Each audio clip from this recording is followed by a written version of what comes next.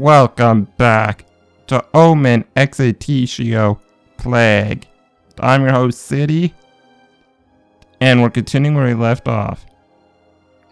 Last time, we're coming back from our journey, and now we're back in London.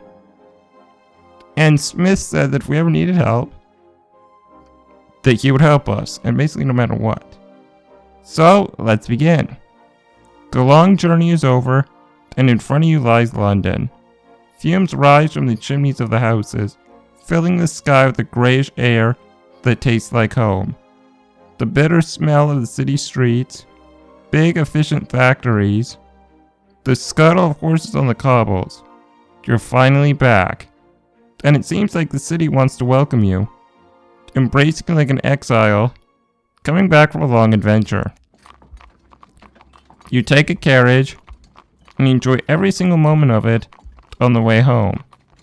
The Victorian houses offer a spectacular, uninterrupted view, an endless celebration of the greatness of this English city.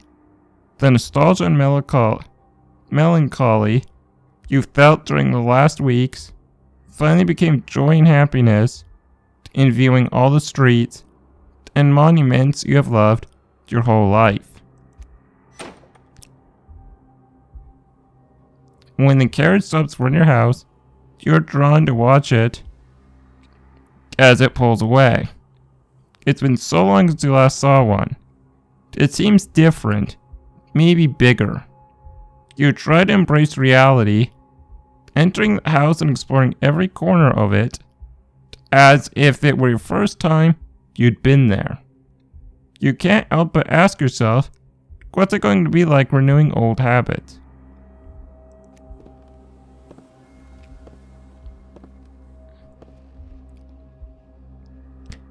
Yet, as climbing the stairs, painful memories resurface with each step you take. It feels like you're suddenly in one of those nightmares that haunted you. You stop at the room's edge. Your body is paralyzed with panic and hesitation. You'll never forget that in that very room, your beloved Helen took her last breath. Enter, don't enter. I think we have to enter. We need to face this. You sit on the bed. You didn't find the cure for the disease, no matter how much time you spent reading in the laboratory, or how much help you received from esteemed colleagues and friends. It has been the biggest failure of your career, and the most painful experience of your life. You can't fail again. This strange African disease, it's already killed several people, and you couldn't do anything to save them. But you have no intention of giving up. No matter the cost, this time you will defeat the disease. You owe it to Helen. The door's bell rings. You leave these thoughts for a moment, and go downstairs to open the door. You wonder how anyone might have known to return so soon.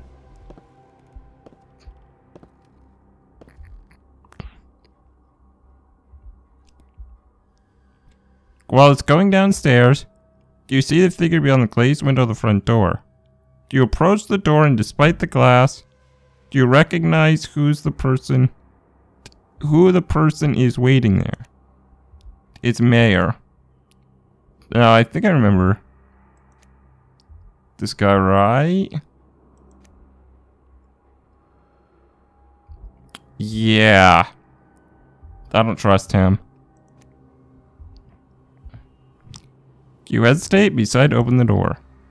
With a polite greeting, the German asks to enter your house, and you can't do anything but let him in. The man looks around with curiosity, examining your furniture, and then asks to sit down in the living room. You agree to his requests, as this apparently seems an ordinary courtesy call, although you notice suitcase Mayor has brought with him. While he sits, you see a grimace of pain on Mayor's face. He holds his hand in his belly and looks for a position in which to ease the pain. Then eventually finds peace again. It must be a recent wound. Mr. Huntington, it's a pleasure to see you after so long. Last time I saw you, you were fighting viciously, and I have to admit I doubted you made it out alive from that village. You were shocked and watched with your eyes wide open, with a stunned face. Was Mayor there during the fight in Makawa's village?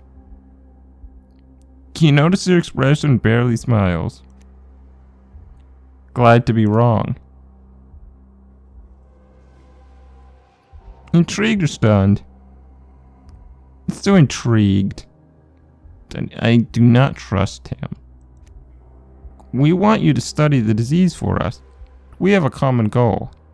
Would you like to find a cure too?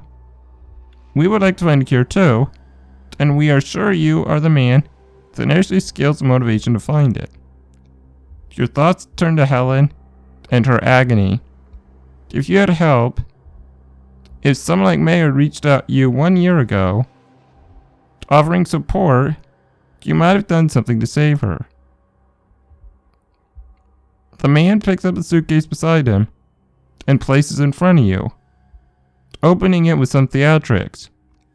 You remain speechless while your eyes watch it contentedly. Money, more money than you've ever seen before. This is to let you carry on your research in a satisfying way. I hope it's good enough to convince you of our good intentions. Hell no. Seeing this suitcase makes me even more suspicious. Oh yeah, we want you to research the disease for us, and we're gonna give you all this money. Yeah, that makes sense. What are you hiding? Once again, your thoughts wander among several questions. Wasn't this what you always wanted? Wasn't this what you wanted? With all that money, you could start 1, 2, maybe even 5 simultaneous research projects to study the disease and defeat it as soon as possible. How many lives could you save? Or if he's playing a trick on us, how many lives could we end? On the other hand, you don't know Mayor. You know nothing about the organization he belongs to. The man seems elusive and very careful in regard to disclosing information. You don't know whether he's trying to cheat you, or what he wants in return for such generous economic help. No, we're refusing. Screw you. You are way too shifty. You're not sure yet about Mayor's true intentions, or the man he represents. There's something terribly wrong in the way he's trying to convince you to collaborate, in the tone of his voice, and words which seem so wisely chosen. It's as if he picked each of them carefully, sentence by sentence. Additionally, all this money doesn't seem like financial support, but a way to buy you. Exactly. I'm sorry, I'm not for sale, Mr. Mayor. Do you truly believe I'm trying to buy you, Mr. Huntington? Seems to me that I haven't asked for anything in return. Just for you to continue research. Can't ignore the fact that the German is right. Uh-huh. I don't care if he's right.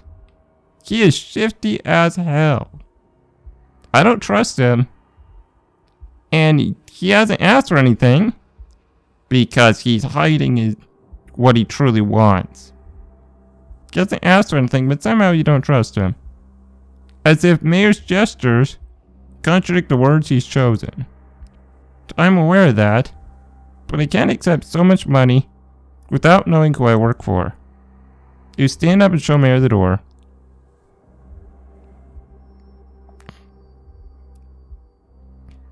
I'm sorry you're so suspicious, but you should know that we'll always be watching over you, with our financial backing or not.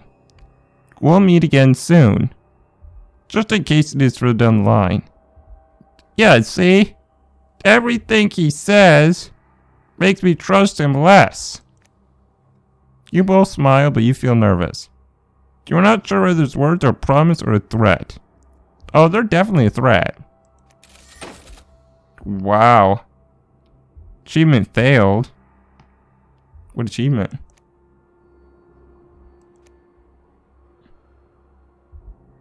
Oh. Not interested. Alright. We got some experience. Holy Jesus. That's a lot. Yeah, we're definitely doing that. Until I get 4 medicine, I ain't doing anything else. Once outside the house, Mayor heads to the end of the street, holding tightly in his hand the suitcase. When you can no longer see him, you get back into your house, closing the door behind you. Now alone, you think about the German's offer and swallow your nerves. You wonder whether refusing without giving some more thought was the right choice. Oh, it is. The encounter with the Mayor has left you full of doubts and uncertainty. You know nothing about the interests of the people he works for, except for the fact that they too are looking for a cure for the African disease. Or so they say. You feel dazed and you need some time to think about it. But you also need to rest.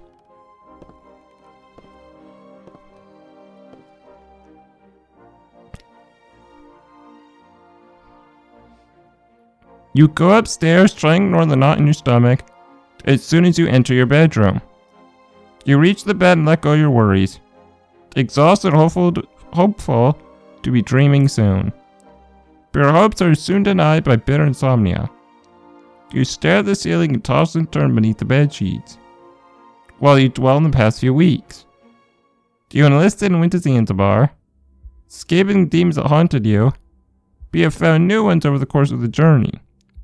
One in particular seems to have invaded both your mind and your nightmares. The disease. Hey, I just have a theory. What if Mayor and whoever he's working for are the ones... Like, maybe a disease didn't actually take Helen. Maybe she was murdered. Because we have that journal, the other guy, whose story is very similar to ours. Perhaps this is all arranged. Yeah, we made the right choice. Alright. So, a new opponent has unexpectedly entered the game. He waits your next move on a chessboard, whose pieces represent the lives of the innocent. You sit at the table and feel as if you're ready to take them on and challenge the disease. But who can tell if any more will join the fight? Interesting.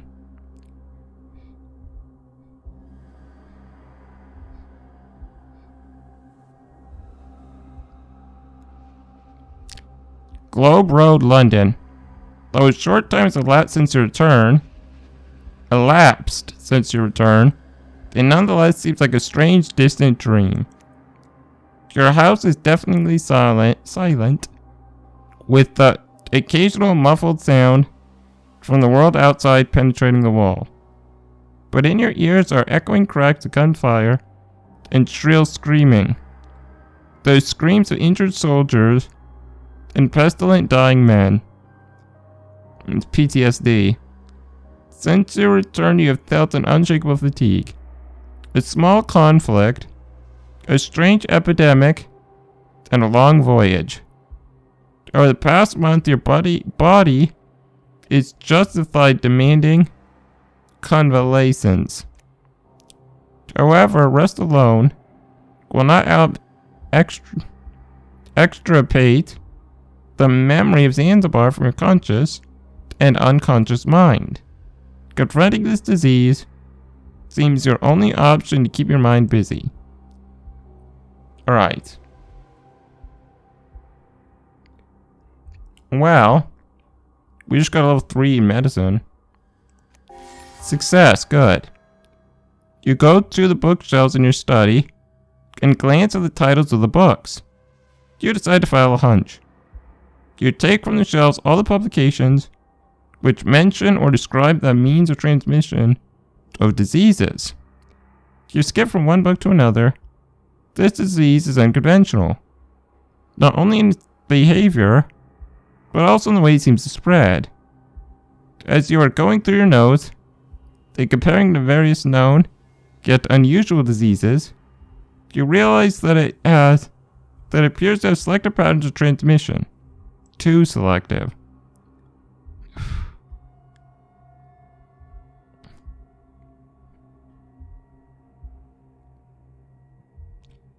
The only conclusion you're able to draw from this is the disease spreads as if via some deliberate intervention.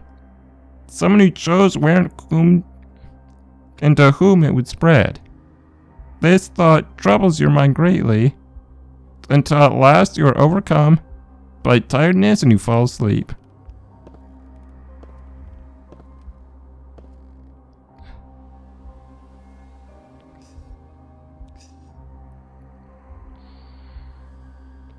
Slowly trying not to spill the tea, which you have already put on the tray, you finish preparing your breakfast. Lifting it carefully, you walk to the stairs and start to ascend. You get to the landing and stop suddenly in your tracks when you realize that you made breakfast for two. Raising your gaze to your bedroom door, you recognize seeing your recurring nightmares. You feel like you know exactly what will happen once you enter the room. You feel queasy, and not wishing to even face such mental anguish, you turn and start to head down the stairs.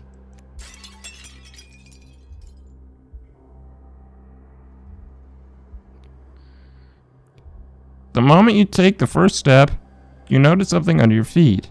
Something dark. Looking down, you cannot help but let the tray fall and its contents shatter. There's a river of blood running down the steps.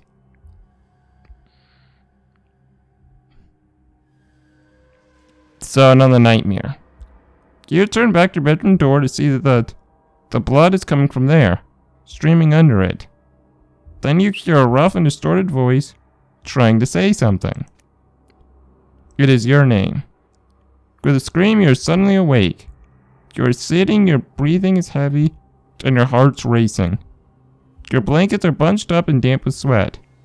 Once again, you have dreamt of Helen, suffering from the disease which you encountered in Africa. The sense of guilt in your subconscious is playing cruel tricks on you.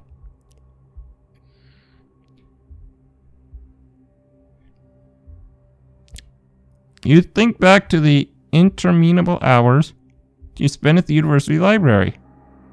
Eyes strained and bloodshot by dim, paraffin light of the reading rooms. Never a hint. The disease that killed your wife continued to be a mystery long after the death of your love for her.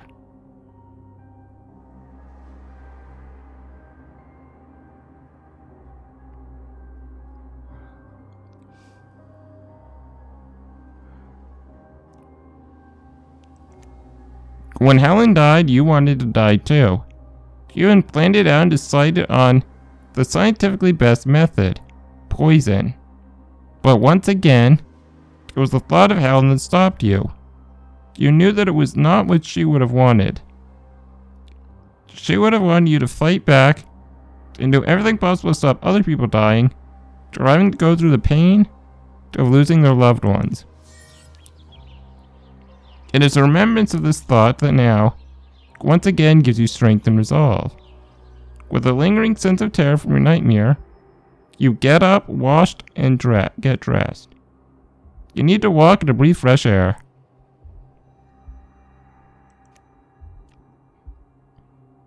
Alright. Well, it just saved. So I think I'm going to end this episode here. So thank you guys so much for watching. If you want to see more of this kind of content, make sure to like it, subscribe, and hit that bell button. And I will see you the next episode.